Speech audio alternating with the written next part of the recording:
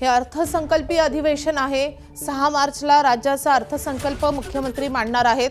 खरं तर उपमुख्यमंत्री आणि राज्याचे अर्थमंत्री या नात्यानं अजित पवार हे अर्थसंकल्प तयार करत होते। मात्र त्यांच्या अशा रीतीनं निधनानंतर आता मुख्यमंत्र्यांनी ही सगळी जबाबदारी स्वीकारलेली आहे। त्यामुळे यंदाचा हा अर्थसंकल्प मुख्यमंत्री मांडतील, मुख्यमंत्री सादर करतील। दरम्यान विधान भवनामध्ये आता सुनेत्रा पवार दाखल झालेले आहेत। आपले प्रतिनिधी वेदांत नेब आपल्या सोबत आहेत। वेदांत, सुनेत्रा पवार विधिमंडळात दाखल झाले आहेत। ज्या प्रकारे आपण बघितलं राज्यपालांचा अभिभाषण 11 वाजता होणार आहे आणि त्याआधी आपण बघितलं उपमुख्यमंत्री सुनेत्रा पवार या विधान भवनात पोहोचलेले आहेत। ज्या प्रकारे आपण बघत होतो की अजित पवारांना राष्ट्रवादी काँग्रेसचे सर्व आमदार मंत्री हे घेण्यासाठी गेटवर जायचे, त्यांचं स्वागत करायचं। अगदी तशाच प्रकारे आज अधिवेशनाच्या पहिल्या दिवशी उपमुख्यमंत्री सुनेत्रा पवार या जेव्हा विधान भवनात अधिवेशनाच्या पहिल्या दिवशी आल्या तेव्हा त्यांच्या सर्व आमदारांनी मंत्र्यांनी त्यांचं स्वागत केलं आपल्याला पाहायला मिळतंय। आणि त्यानंतर आता जेव्हा विधिमंडळाचं कामकाज सुरू होईल, राज्यपालांचं अभिभाषण सुरू होईल आणि त्यानंतर शोक प्रस्ताव हा मांडला जाणार आहे।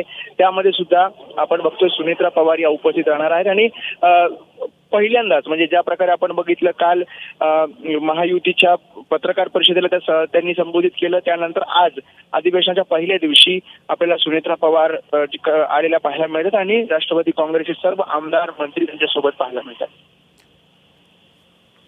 तर सुनेत्रा पवार विधान भवनात दाखल झालेले आहेत। वेदांत, आजचा पूर्ण कार्यक्रम कसा असणार आहे, कसं कामकाज होणार आहे आज? पहिल्या दिवशी ज्या प्रकारे कार्यक्रम आपण बघितला तर राज्यपालांचं अभिभाषण होईल आणि राज्यपालांच्या अभिभाषणानंतर अजित पवार यांचा शोक प्रस्ताव हा मांडला जाणार आहे आणि या शोक प्रस्तावामध्ये भाषण होणार आहेत। सुरुवातीला विधानसभा, त्यानंतर विधान परिषदेत हा शोक प्रस्ताव मांडला जाईल आणि आजचा जो कार्यक्रम आहे यामध्ये महत्वाचं म्हणजे राज्यपालांचं अभिभाषण आणि मग शोक प्रस्ताव या दोन महत्वाच्या गोष्टी आपल्याला या आजच्या कार्यक्रमात पाहायला मिळत आहेत। राज्यपालांच्या अभिभाषणावर उद्या चर्चा होणार आहे आणि त्यामुळे पहिल्यांदाच म्हणजे आतापर्यंत आपण बघायचं शोक प्रस्तावावर विधानसभा अध्यक्ष भाषण करायचे, मात्र यावेळी जेव्हा शोक प्रस्ताव अजित पवारांचा मांडला जाणार आहे तेव्हा इतर विधान परिषद सदस्यांना सुद्धा बोलण्याची संधी मिळणार आहे।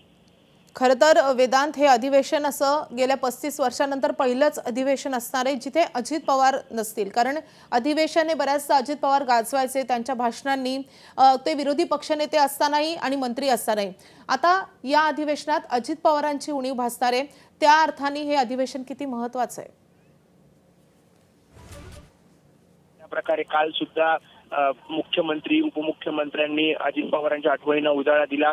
खरं तर 12वा अर्थसंकल्प अजित पवार मांडणार होते, त्यामुळे आतापर्यंत 11 अर्थसंकल्प अजित पवारांनी मांडलेले आहेत आणि त्यामुळे या सगळ्याचा विचार करता एक मोठा नेता ज्याला प्रशासकीय अनुभव होता, शिवाय आपण राष्ट्रवादी काँग्रेसची पूर्ण हे बघितलं तर त्यामध्ये सुद्धा मार्गदर्शन प्रत्येक नेत्याला असेल किंवा राष्ट्रवादी काँग्रेसच्या मंत्र्यांना असेल हे अजित पवार वारंवार करायचे आणि त्यामुळे मोठी पोकळी निर्माण झालेली आहे।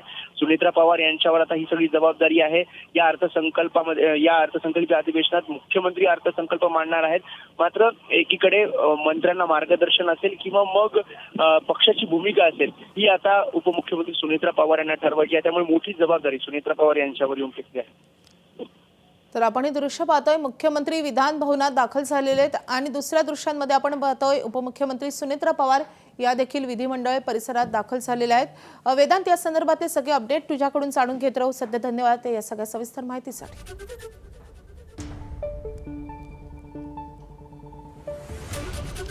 तर राष्ट्रवादीच्या सगळ्या आमदारांनी उपमुख्यमंत्री सुनेत्रा पवार यांचं विधिमंडळ परिसरात स्वागत केलेलं आहे आणि त्यानंतर आता सुनेत्रा पवार विधिमंडळात दाखल झाले आहेत। एबीपी माझा, उघडा डोळे बघा नीट।